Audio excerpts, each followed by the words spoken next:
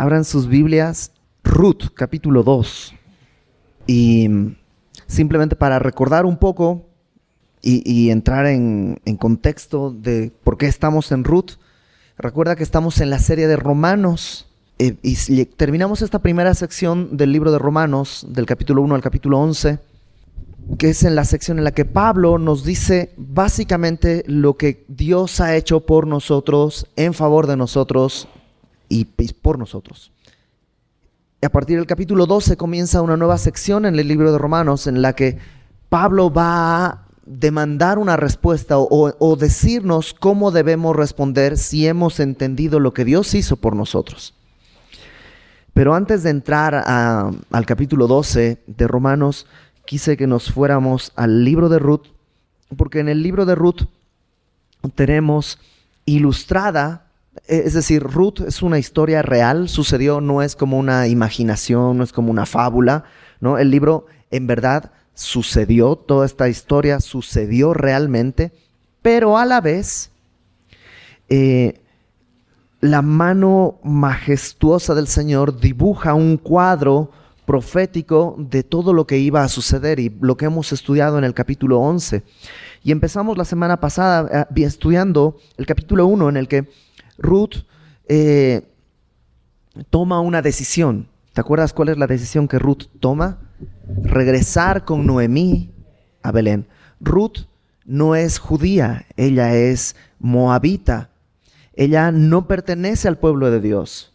Noemí es judía. Ella y su esposo deciden salir de Belén, la casa de pan, porque había hambre. Curiosamente, cuando hay hambre a veces tendemos a escapar de la casa de pan, que es donde está la provisión, pero tendemos a irnos y llegan a Moab. Noemí, su esposo y sus dos hijos. Sus hijos se casan allá con mujeres moabitas. Muere primeramente el esposo de Noemí, luego mueren sus hijos y quedan las tres viudas, Noemí, Ruth y Orfa. Y en algún punto Noemí escucha que Dios ha visitado a su pueblo y quiere regresar a Belén. Orfa y Ruth quieren acompañarla. Orfa está muy encariñada con Noemí, pero no es suficiente. En un punto la besa, pero se regresa. Mientras que Ruth se queda con Noemí. Y se queda con Noemí y caminan a Belén. Y te acuerdas, habían pasado 10 años y la semana pasada hablábamos de que es tiempo de regresar. Es tiempo de regresar a la casa de pan. No importa si han pasado 10 años, 10 días o quién sabe, 10, pueden ser 10 etapas de tu vida. No importa cuánto tiempo ha pasado, la mano de Dios sigue extendida y sigue extendida para tener misericordia de nosotros. Y vimos cómo Noemí es un tipo de Israel y Ruth es un tipo de la iglesia. La iglesia está hecha de gente gentil, gente que no era del pueblo de Dios. ¿Te acuerdas? Pablo en Romanos 11 nos explicó el olivo silvestre que fue injertado en el olivo verdadero. Noemí, Pablo en Romanos 11 dice, ¿tropezó Israel para caída? ¿Para quedarse caído? Y la respuesta es no. Pero su tropiezo trajo bendición a los gentiles.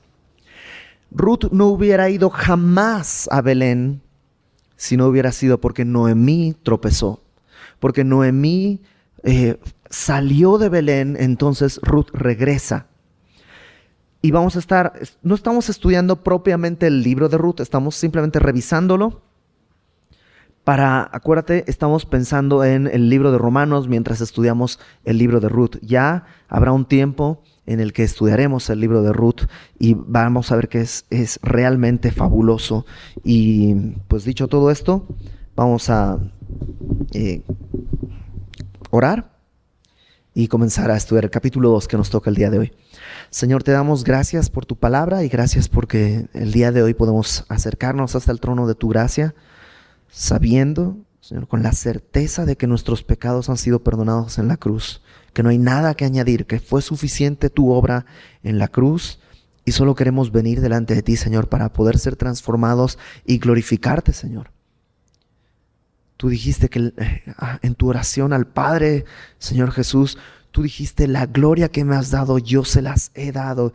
Y esa gloria, Señor, esa gloria que ahora portamos, queremos reflejarla con toda su fuerza a este mundo que está en tinieblas. Te rogamos, Señor, abre nuestro corazón a tu palabra, abre nuestros ojos para ver las maravillas de tu ley y transfórmanos para tu gloria. Te lo pedimos en el nombre de Jesús, nuestro Señor. Amén. Capítulo 2. La semana pasada fue como una introducción a todos los personajes. Ya sabemos quiénes son los personajes principales, Noemí y Ruth. Una cosa más, en Noemí, ¿te acuerdas? Quedó un poco amargada. Al final del capítulo 1 la vemos un poco amargada.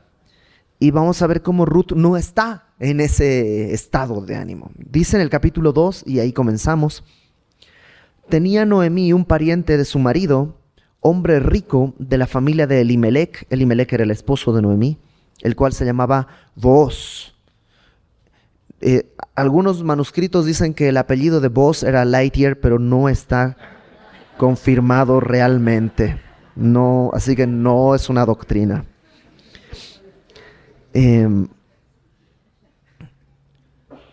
Noemí tenía un pariente de su marido, y esto es importante porque no era un pariente de ella, o sea, no era un tío de Noemí, era un pariente, no se sabe qué tipo de pariente, pero de su esposo, de Elimelec. Dice que era un hombre rico. Probablemente una traducción más adecuada sería un hombre valeroso, un hombre de valor, un hombre valeroso en el sentido de que tenía mucha valía, un hombre, pues, ¿cómo pensarías en un hombre que vale mucho? ¿No? Eso es lo que define más bien, más que rico económicamente. Porque acuérdate que hubo una gran hambruna y hubo una gran pobreza. Versículo 2.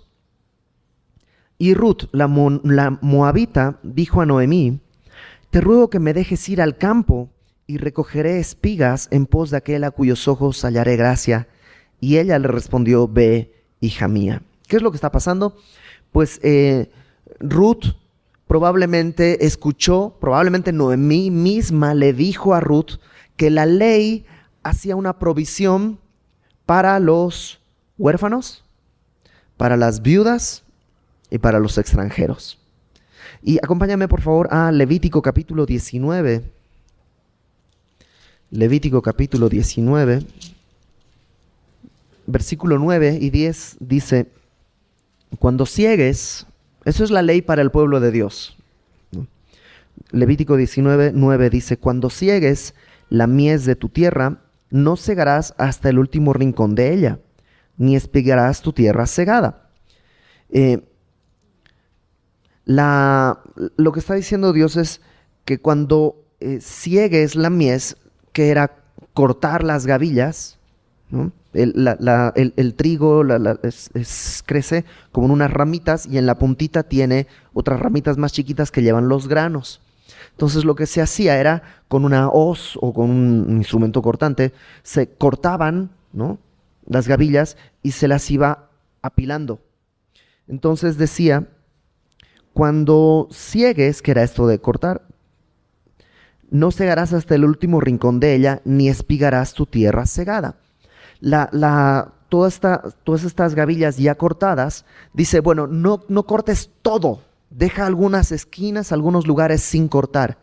Y luego cuando hayas recogido esto, no te pongas a exprimir, digamos, ahí todo. Ahorita vamos a ver por qué. Verso 10. Y no rebuscarás tu viña, ni recogerás el fruto caído de tu viña, lo mismo con las uvas.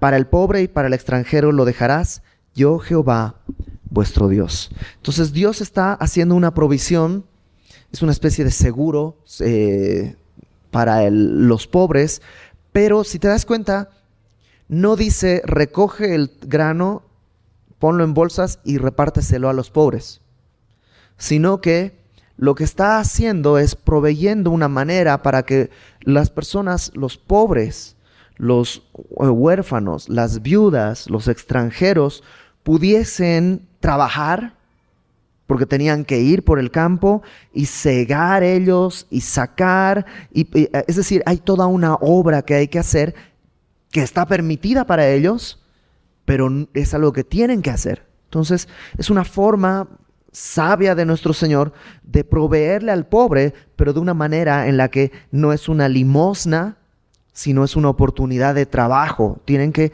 con dignidad están comiendo los pobres. ¿Mm? ¿Sí queda claro? Entonces, eso es lo que está haciendo Ruth.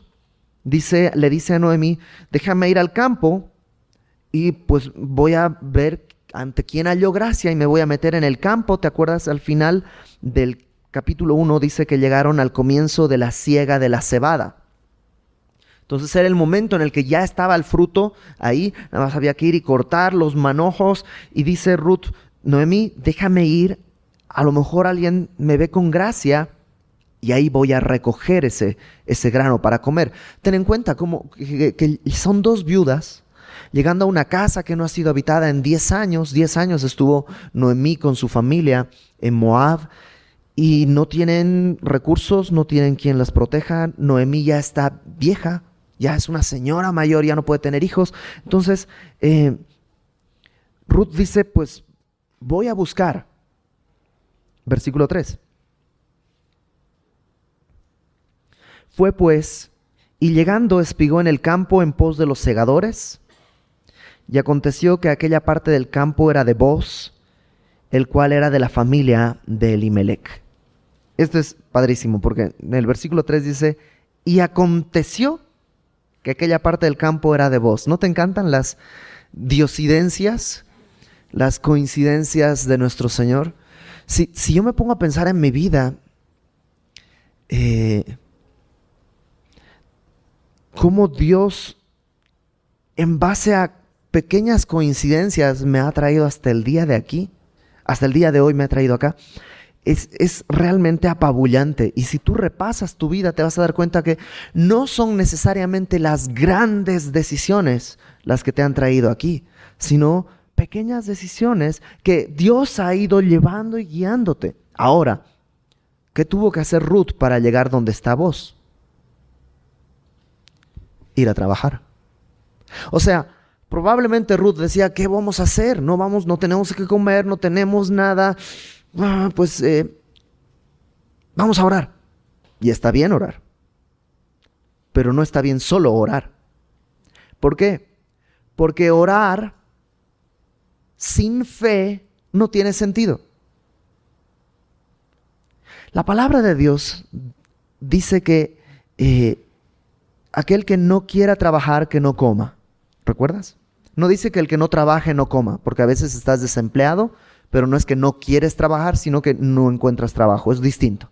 Aquel que no quiere, habla de una actitud. Ruth sale en una actitud. No dice voy a ir a robar. Dice voy a ver ante quién encuentro gracia para poder hacer lo que Dios dice que haga. Porque en la ley está que hay esta oportunidad de ir y recoger el grano. ¿Sí cachas? Y tú y yo tenemos que vivir bajo esas mismas premisas, porque vivimos bajo las mismas promesas. Hay muchas promesas en la palabra de Dios, pero tengo que ir y tomarlas. Y no quiero usar esta palabra que se utiliza a veces de reclama las promesas de Dios, porque siempre se me hace mucha falta de respeto reclamarle a Dios algo. Pero sí hay promesas que Él ha puesto para que las tomemos. ¿No tienes trabajo? Ok. ¿Cuánto has invertido en salir a trabajar? A buscar trabajo, perdón. Salir a buscar trabajo. Y número 2, Ruth no está diciendo, pues voy a hacerme millonaria. Está yendo a buscar ¿qué cosa? Algo para comer. Porque muchas veces no encontramos trabajo porque dices, es que este trabajo no está a la altura de mis conocimientos, de mis capacidades. Es que yo antes ganaba tanto y ahora, ¿cómo crees que voy a estar trabajando por tan poquito que no sé qué, que ta? Ok, el Señor dijo claramente, teniendo sustento y abrigo, estemos conformes. No dice conformes, contentos con eso. Sustento y abrigo. ¿Alguien de ustedes ha comido el día de hoy? O si no comió, ¿pudo haber comido? Sí. ¿Alguien de ustedes está sin chamarra, pero porque no tiene, porque veo a Raúl sin chamarra, pero supongo que no tiene calor, pero ¿alguien no tiene algo para abrigarse? No, todos tenemos. Dios ha provisto. Entonces, veo a una Ruth que no está amargada, no está siendo ambiciosa, está yendo a buscar aquello que Dios ha dicho que va a darle. ¿Y sabes qué? Tú y yo tenemos ese acceso. ¿Recuerdas? Ruth representa a la iglesia. Y Dios es fiel. Y Dios la guió ¿a dónde? Al campo de Booz. Justo aquel con el que empieza el capítulo, ¿no? Tenía Noemí un pariente de su marido, hombre rico de la familia de Elimelech, el cual se llamaba Booz. Y ahí, entre todas las parcelas que había, ¡pum!, llega. Verso 4. Y he aquí que Booz vino de Belén y dijo a los segadores: Jehová sea con vosotros. Y ellos respondieron: Jehová te bendiga. De aquí podemos ver un poco del carácter de Booz, ¿no? Él es el dueño del campo. Y no llega altanero, sino llega a sus trabajadores a decirles: Jehová sea con vosotros. ¿Y ellos qué le responden? Jehová te bendiga. Eso te habla un poco del carácter de este hombre, cómo se lleva con sus subalternos. Si tú tienes gente que trabaja para ti, esto debería ser una costumbre, que sepan que tú llegas a desearles una bendición y que sepan cómo contestar una bendición también, ¿no? Entonces aquí vemos un poco la introducción a este personaje. Algunas personas dicen, Ruth es la película que Hollywood está esperando. Entonces, ¿a quién le darías el papel de Booz? ¿Quién sería el galán? Porque es un hombre valeroso, es un hombre valiente, ¿quién sería este Booz que entra, aparte amable, no es altanero, y le responden: Jehová te bendiga? Ok, ese es Booz. Ahora, Booz dijo a su criado, el mayordomo de los segadores: ¿de quién es esta joven? Lo cual me muestra otra cosa. Booz sabe quiénes son los que trabajan para él. De pronto ve a alguien desconocido y dice: ¿quién es esta joven? Y el criado, mayordomo de los segadores, respondió y dijo: es la joven moabita que volvió con Noemí de los campos de Moab. Y ha dicho: tengo derecho a espigar esta tierra porque Dios dice en su palabra que me dejen, así que con permiso. ¿Eso dijo Ruth? No, dijo: te ruego que me dejes recoger y juntar tras los segadores entre las gavillas. Entró pues y está desde la mañana hasta ahora sin descansar ni aun por un momento. Algunas versiones traducen esta última frase como solo descansó un momento para a la sombra o una cosa así.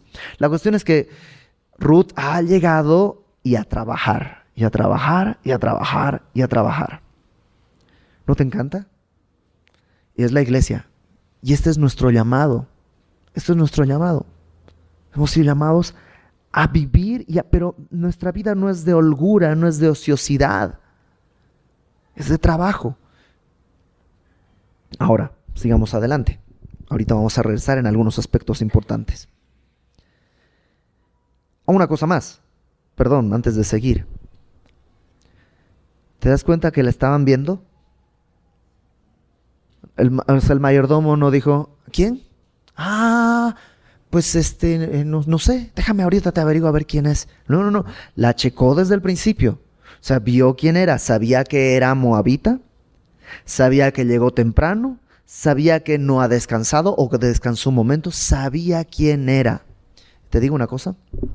Desde el día que tú dijiste: Señor, quiero entregarte mi vida. ¿Cómo iba este programa? ¿Alguien nos mira o cómo iba la cosa? Es que yo no soy de esa época. ¿Un mundo nos vigila? ¿Algo así? Bueno. Pero esa es la verdad.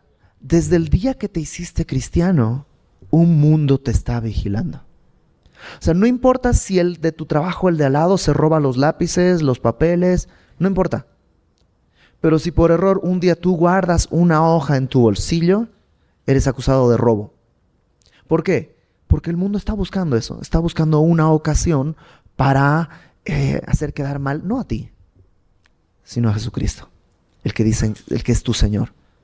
Entonces, así como Ruth de pronto está en el centro del escenario y los ojos saben exactamente quién es ella, así estamos siendo vigilados. ¿Y sabes qué? Es bueno.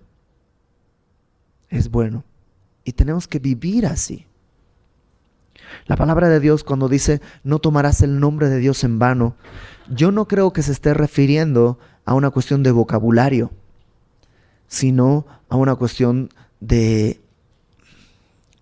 como de un embajador. El embajador de México en el lugar que tú quieras está tomando el nombre de México. Y las declaraciones que hace y la vida que lleva, no la lleva a su propia cuenta, sino está tomándola a nombre de México. Por eso luego puede haber conflictos incluso severos. Tú y yo somos embajadores de Cristo. Y no solo debemos actuar y hablar, sino actuar y hablar todo el tiempo, porque eso es lo que somos. Por eso el cristiano no se caracteriza por lo que hace, sino por lo que es. Porque si tú intentas fingir esto, te vas a morir. Te vas a morir. Y alguna vez se los he platicado. Yo no soy de acá, yo soy boliviano. Y tú dices, pero ya no pareces, no, tu acento desapareció. Exacto. El día de hoy no estoy fingiendo un acento mexicano, ya es parte de mí. De hecho, llego a Bolivia y todos dicen, onda, ¿de qué novela saliste o qué? ¿Por qué? Porque ya es parte de mi naturaleza. Cuando nacemos de nuevo, cuando le entregamos nuestra vida al Señor, no se trata de qué cambios tengo que hacer externamente, sino de que verdaderamente mi corazón esté en manos de Dios. Él entonces, su naturaleza va a formar parte de mi naturaleza. Pedro dice, todas las cosas que conciernen a la vida y a la piedad nos han sido dadas por su divino poder y nos han dado divinas promesas para que por ellas llegásemos a ser participantes de la naturaleza divina. Y ese es el propósito. ¿Por qué estudiamos la palabra? Para poder llegar a ser participantes de la naturaleza divina. ¿Esto qué quiere decir? Perdonar como Dios perdona, amar como Dios ama. Eso es lo que Dios quiere. Lo que orábamos al principio. Jesucristo dijo, la gloria que tú me diste ahora yo se las he dado. Cuando Jesucristo estaba en la tierra, Él dijo, el que me ha visto a mí ha visto al Padre. Por eso Apocalipsis lo presenta como el testigo fiel. Y en Hechos 1 dice, ahora ustedes serán mis testigos cuando venga sobre ustedes el Espíritu Santo. Ahora nosotros estamos llamados a tomar esa misión. Y ahí está Ruth siendo observada. Y versículo 8, y vamos a ver, ¿ya te das cuenta? Ruth es un tipo de la iglesia y Boaz es un tipo de Jesucristo. Viene de Belén, número 1. Número 2, es el que inicia esto, inicia la conversación. Y fíjate todas las cosas que le provee Boaz a Ruth. Entonces Boaz dijo a Ruth, oye, hija mía, no vayas a espigar a otro campo, ni pases de aquí. Y aquí estarás junto a mis criadas. Mira bien el campo que siguen y síguelas, porque yo he mandado a los criados que no te molesten, y cuando tengas sed, ve a las vasijas y bebe del agua que sacan los criados. Entonces, ¿qué es lo que está haciendo Boaz? Número 1, le está proveyendo un compañerismo con mujeres. Ruth es mujer. El problema de ser extranjera era que no tendría quien la defienda. Por tanto, podría ser fácilmente objeto de abusos, de violaciones, de cualquier tipo de cosas, porque es una mujer indefensa ahí en el pueblo, en la ciudad. Entonces él la pone junto con las segadoras, le provee compañerismo. No solo compañerismo, sino que le dice, mira, yo he mandado a los criados que no te molesten. Le provee protección. No solo compañerismo y protección, sino que además le dice, cuando tengas sed, ve a las vasijas y bebe del agua que sacan los criados. ¿No te encanta? ¿No te puedes ver reflejado que tú cuando entraste al campo de nuestro Señor, encontraste esto? encontraste compañerismo, encontraste protección y encontraste el agua cuando necesitas beber. Tienes el agua ahí, no tienes que excavar para conseguir, el agua ya fue provista, solo tienes que ir y beberla de la palabra. Pero no solo eso, versículo 10. Fíjate cómo responde Ruth. Ella entonces, bajando su rostro, se inclinó a tierra y le dijo: ¿por qué he hallado gracia en tus ojos para que me reconozcas siendo yo extranjera? ¿No te has preguntado eso? Yo me lo pregunto todos los días. ¿Por qué he hallado gracia? ¿Por qué yo, Señor? Lo platicamos hace unas semanas. De mi familia no hay ni uno que sea creyente, nadie. Ni familia lejana, así tíos de tíos de tíos, primos de primos de primos, nadie. Yo digo, ¿por qué yo, Señor? ¿Por qué yo, Señor? Hace una semana tuve una plática con un amigo que me conoció, éramos amigos cuando recién comencé a caminar en Cristo, y él me conoció en las etapas más oscuras de mi vida. Y me conoció cuando dejé de venir a la iglesia y me fui por 2 años, estuve así, o sea, me conoció exactamente qué es lo que yo vivía, la forma en la que ensucié el nombre de nuestro Señor, sabía exactamente quién era, sabe quién soy. A ustedes les puedo mentir y ustedes pueden creer que soy mucha cosa, pero mi amigo me vio y platicábamos y lo único que le decía era: y yo no sé por qué, porque él es cristiano desde antes que yo. Y le decía, pero yo no sé por qué estoy acá, o sea, ¿por qué tengo el privilegio de enseñar la Biblia? No lo sé. ¿Por qué tengo el privilegio de tener 40 alumnos en un salón y enseñarles la palabra? No sé, una cosa sí sé, no fue por méritos, y tú lo sabes bien. Y me decía, sí, lo sé bien, no fue por méritos, y no fue por méritos. Y Ruth está así, está diciendo: ¿Por qué he hallado gracia en tus ojos para que me reconozcas siendo yo extranjera? Tú reconoces a los de tu familia. ¿Cómo me reconociste a mí si soy extranjera? Y una cosa increíble sucede. No hay una respuesta directa a eso, porque la respuesta es sencilla, porque te he amado desde el principio. Dios me amó desde antes de la fundación del mundo. ¿Y por qué? Porque Dios es amor. No porque yo soy digno de amor, sino porque Él es amor. Ahora vos, fíjate lo que le dice: he sabido todo lo que has hecho con tu suegra desde la muerte de tu marido, y que dejando a tu padre y a tu madre y la tierra donde naciste, has venido a un pueblo que no conociste antes. Jehová recompense tu obra y tu remuneración sea cumplida de parte de Jehová, Dios de Israel, bajo cuyas alas has venido a refugiarte. Y esto es increíble. La única razón que vos le da es porque has venido a refugiarte bajo las alas de Jehová, Dios de Israel. Jesucristo dijo: el que viene a mí no le echo fuera. Hay una sola cosa que necesitamos para estar dentro del plan de nuestro Señor, dentro del campo de Dios: venir a Él, nada más. Y ahí está vos, y le dice, versículo 12, le dice: Jehová recompense tu obra y tu remuneración sea cumplida de parte de Jehová, Dios de Israel, bajo cuyas alas has venido a refugiarte. Y vos no sabe que la forma en la que Dios va a hacer eso es precisamente a través de Él. Porque Él es el que va a darle esa recompensa, Él es el que va a traer todo eso. O sea, vos le da, número 1, compañerismo; número 2, protección; número 3, le da agua; número 4, le da una bendición. Y fíjate, versículo 13. Y ella dijo: Señor mío, hallé yo gracia delante de tus ojos, porque me has consolado, y porque has hablado al corazón de tu sierva, aunque no soy ni como una de tus criadas. O sea, Ruth no se ha movido y sigue diciendo: es que yo ni siquiera soy ni como tus criadas, soy peor. Pero ¿sabes qué? Has hablado a mi corazón. Lo que Ruth necesitaba escuchar, se lo dijo vos. Y eso trajo consuelo a su corazón. ¿Y sabes qué? Es algo que tú y yo tenemos que aprender.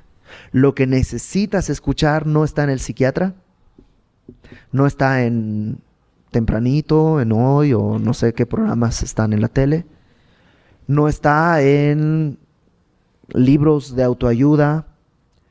Eso puede disfrazar tu situación, pero el consuelo solamente lo tiene nuestro Señor Jesucristo. Solo a Él. Versículo 14. Y vos le dijo a la hora de comer: ven aquí y come del pan y moja tu bocado en vinagre. ¿A qué te recuerda eso? Pan y el vinagre, que en aquella época era una forma de vino. ¿A qué te recuerda? A la cena del Señor. O sea, le ofrece compañerismo, protección, agua, le ofrece una bendición, le da consuelo y ahora le ofrece comunión. Porque fíjate, lo que está diciendo es: moja tu bocado en el vinagre. O sea, en esa época la comida era algo muy íntimo, porque se comía, se agarraba un pedazo de pan, una especie de tortilla, y se metía en una salsa y se comía, y luego se volvía a meter y luego se volvía a comer. Al final, el bote donde estaba esa salsa, pues estaba, digamos, lleno con un poco de todos los que participaron a la mesa. Y todos eran como, pues participaban de eso, era algo muy íntimo, no podías comer con cualquiera. Y eso es lo que le está diciendo Boaz a Ruth. Cuando le dice: moja tu pan en vinagre, está diciéndole: sé parte de esto. Y es una extranjera. Y ella se sentó junto a los segadores, y él le dio del potaje, y comió hasta que se sació, y le sobró. ¿No te encanta? Eso es lo que el Señor también promete. Saciarte. ¿No le dijo eso a la mujer que estaba en el pozo? Juan capítulo 4. El que beba del agua que yo le daré no tendrá sed jamás, sino que de su interior, ¿qué? Saldrá una fuente. Y es esto, de pronto Ruth es completamente saciada y ahora le sobra. Luego, fíjate versículo 15, ¿qué hace Ruth? Pues ya que me sobra, pues ¿para qué voy a seguir trabajando? Aquí me quedo a la sombra. No. Se levantó para espigar, y Boaz mandó a sus criados diciendo: que recoja también espigas entre las gavillas, y no la avergoncéis. Y dejaréis también caer para ella algo de los manojos, y no la dejaréis para que lo recoja, y no la reprendáis. ¿Qué es lo que está diciendo? Le dice a sus criados: dejen que, te decía, en esa época se cortaban las gavillas, así se hacía una especie de manojo, y esos manojos se llevaban luego hasta un lugar donde se los iba apilando. Entonces, los extranjeros, los huérfanos, las viudas, iban, y de lo que iban llevando y que se caía, eso iban recogiendo. Pero aquí lo que les dice Boaz es: ¿sabes qué? Déjenla recoger de las gavillas que están en pie. O sea, no solo de las que caen, sino de las que están en pie. Dejen que vaya y recoja. Que recoja también espigas entre las gavillas, esas son las que están en pie. No la avergoncéis. O sea, y no la hostiguen. Y luego, cuando estén llevando todo, dicen: accidentalmente dejen caer algo para que ella lo recoja y no la reprendáis. ¿No te encanta el cuidado de Dios? Ahora, ¿sabes qué es lo que interesante? Dejan caer que dice manojos, algo de los manojos. Porque podía haber dicho Boaz: pues así, toda una de estas cosas así, aviéntensela y que se lo lleve a su casa. Pero Dios, así, de manojos, pum, un poquito. Y otra vez yo estaba pensando en mi vida y cómo, dije, vamos desde el principio. ¿Qué tuvo que haber sucedido para que yo esté aquí? Desde el principio, bien principio. Bueno, mis papás se conocieron. Luego, en Bolivia había una situación política muy complicada, una serie de dictaduras, y mi papá era un político activo. Entonces hubo un punto en el que ya estaba en la lista de los que el gobierno quería hacer desaparecer. Entonces, por amistad, la empresa que trabajaba lo envió a trabajar al campo. Entonces vivimos en el campo, así, mi papá es ingeniero eléctrico, en unas centrales hidroeléctricas, así en el campo, porque si no probablemente iban a agarrar a mi papá. Luego, después de unos años, regresó la democracia, volvimos a la ciudad de La Paz y yo tendría 4 o 5 años. Y pues así como vino la democracia, se fue. Otro golpe de Estado, otro gobierno militar. Y entonces mi papá volvió a las andadas, volvió a estar en las cuestiones políticas. Y mi mamá le dijo, yo prefiero ser divorciada a ser viuda. Así que tú decides, o tu familia o la política. Entonces mi papá dejó todo, se fue a Santa Cruz con mi familia. En Santa Cruz, quién sabe cómo, terminé en una escuela de música desde los 6 años, estudié música, terminé la escuela de música y dije, pues, está chido, estudié flauta, pero dije, a mí me gusta el jazz, yo quisiera tocar otra cosa, pero como que no, guitarra no me late, piano no me late, pues batería, pues eso no hay que estudiar, así que pues batería. Y empecé a trenzar así todo. Un amigo mío vino a México, te lo tengo que contar, te lo tengo que contar. Mi amigo lo conozco desde los 6 años.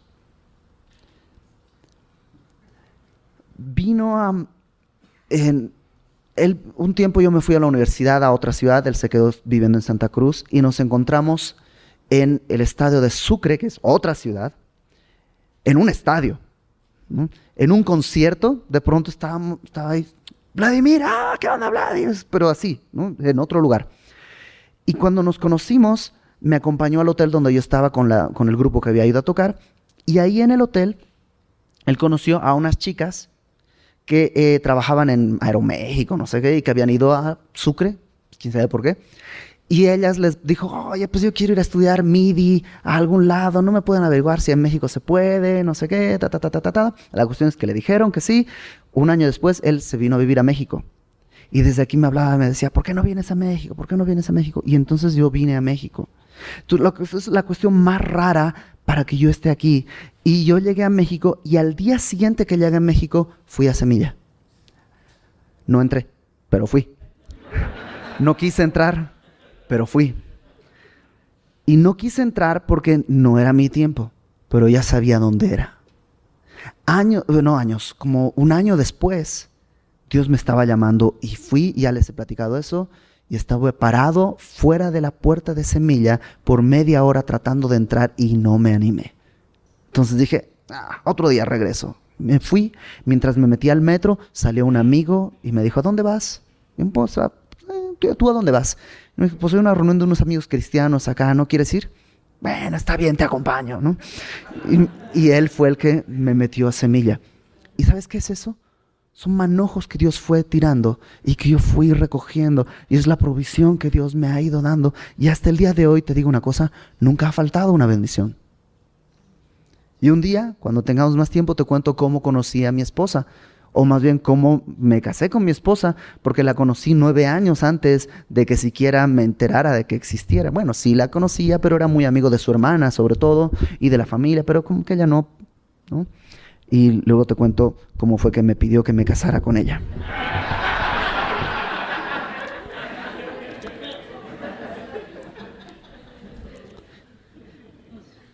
La cuestión es que, ¿sabes qué? Dios hace eso. Ahí están. Pero ¿qué tiene que hacer Ruth? ¿Qué tienes que hacer tú? ¿Qué tengo que hacer yo? Simplemente lo que tenemos que hacer. O sea, no hay nada raro. Ruth tiene hambre y tiene que comer. ¿Cómo va a comer? De la manera en la que Dios ha dicho que va a proveer. Y ahí está trabajando y Dios la lleva al campo de Bos. Y luego está en el campo de Bos y Bos hace que suelten todo esto. Entonces, es simplemente lo que tienes que hacer. Muchas veces perdemos mucho tiempo tratando de entender lo que no sabemos en vez de hacer lo que sí sabemos. ¿Qué sabes hacer? Bueno, pues haz eso y confía. Dios es tu Padre. ¿Tú crees que Él te va a dejar desamparado? ¿No? Sigamos adelante, porque le da provisión. Versículo 17. Espigó pues en el campo hasta la noche y desgranó lo que había recogido y fue como un efa de cebada. Un efa, ¿sabes cuánto es? Más o menos unos 20 kilos. 20 kilos de cebada.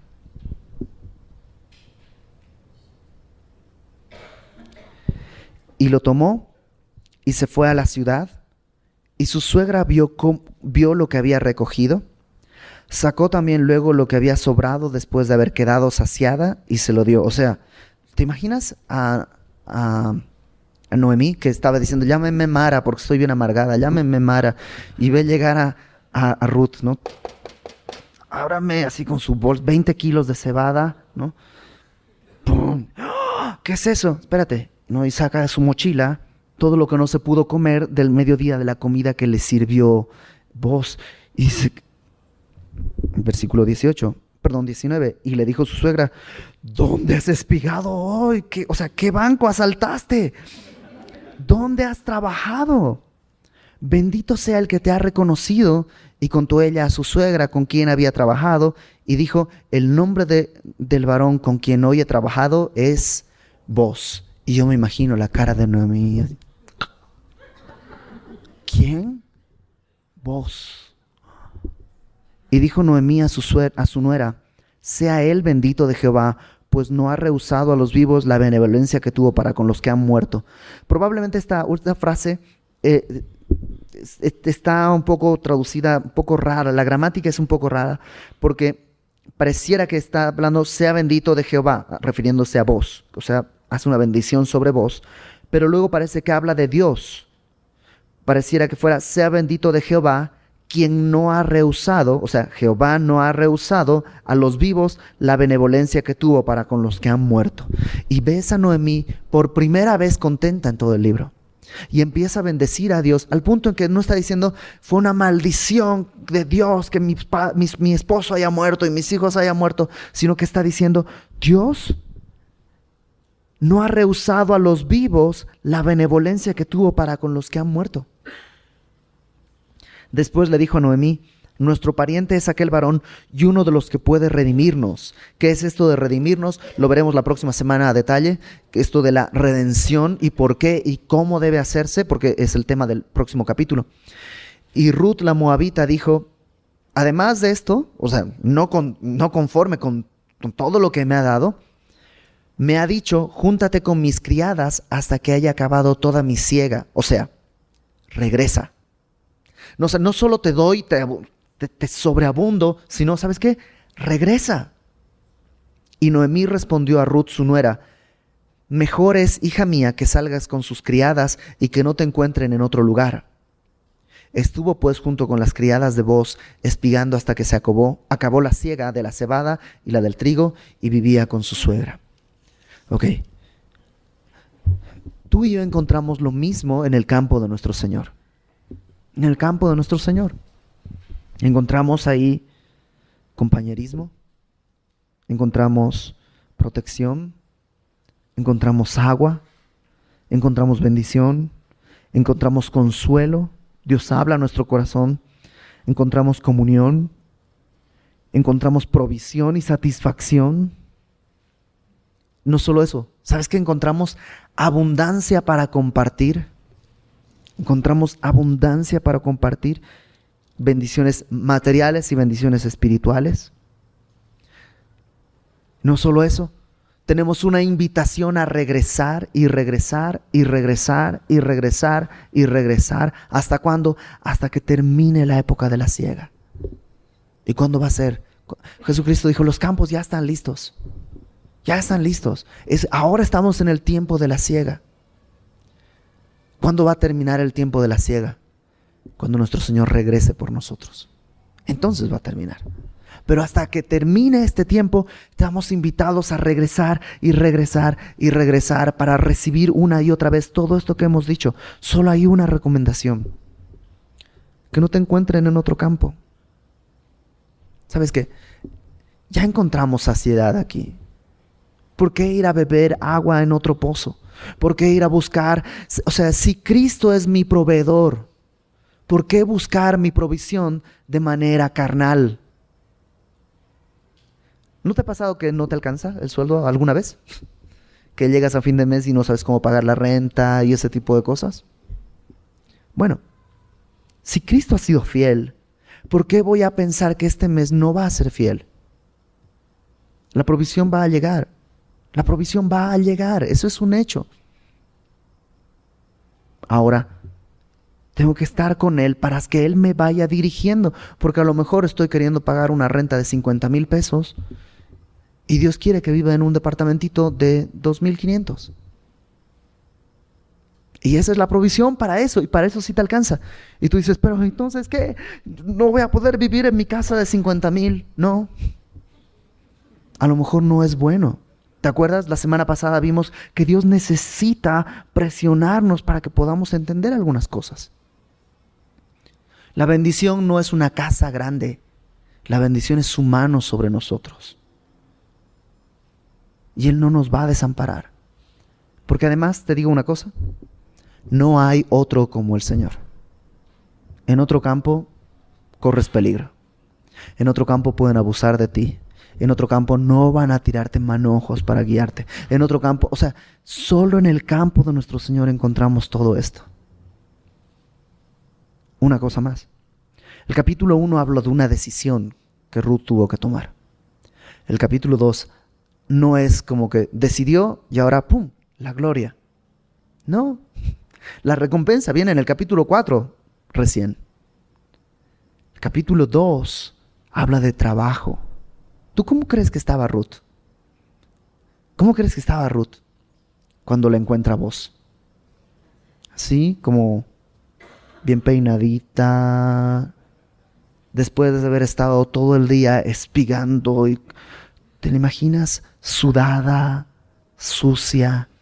¿Cómo habrá llegado a casa cargando 20 kilos de cebada, más todo el peso del día y entregarlo todo y saber que mañana tiene que volver a trabajar? O sea, tú y yo a veces tomamos decisiones, después de un tiempo difícil tomamos una decisión para el Señor y la bendición va a llegar, pero hay un tiempo que es duro y que hay que trabajar. No para la bendición ella ya está en Belén. Ella ya está ahí. Pero Dios tiene que trabajar en el corazón de Noemí, Dios tiene que trabajar en el corazón de Ruth y a lo mejor Dios tiene que trabajar en el corazón de vos. Pero hay esta etapa que es cansada. Y una cosa sí es importante. Te puedes cansar con el trabajo, pero no del trabajo. Te puedes cansar con el Señor, pero no del Señor. Porque si el día de hoy tú tienes fuerzas para servirle, si Dios quiere que vivas mañana, mañana vas a tener fuerzas. Y si Dios no quiere que vivas mañana, ¿para qué estás guardando las fuerzas del día de hoy? ¿Para qué? Entonces quema todo para la siega. Los campos están listos. Los campos están listos. ¿Qué es lo que tenemos que hacer? Lo que Dios nos ha mandado. Vamos a cosechar. Vamos a predicar el Evangelio. Vamos a vivir para el Señor, donde quiera que estés. Ya sea en el banco, atendiendo personas, en tu buffet de abogados, detrás de la cocina, o limpiando casas, o lo que sea que tengas que hacer, hazlo para el Señor y entonces vas a empezar a ver la siega que está delante de ti para poder cosechar. Vamos a orar. Señor, te damos gracias porque, Señor, es increíble la cantidad de bendiciones que encontramos que podemos recoger, que tú has puesto delante de nosotros. Una y otra vez, Señor, hemos comprobado que tú eres fiel. Perdónanos si el día de hoy estamos dudando de tu fidelidad. Y sabemos, Señor, que si nosotros somos infieles, tú permaneces fiel. Abre nuestros ojos, Señor, para poder ver los campos. Abre nuestros ojos, Señor, para poder ver la obra que tú quieres que hagamos. Y así como Ruth, Señor, ayúdanos a cansarnos en tu campo y a no ir a otros campos. y a recoger de ti, Señor, de tu fruto y para tu gloria. Ponemos nuestras vidas en tus manos, Señor, en el nombre de Jesús. Amén.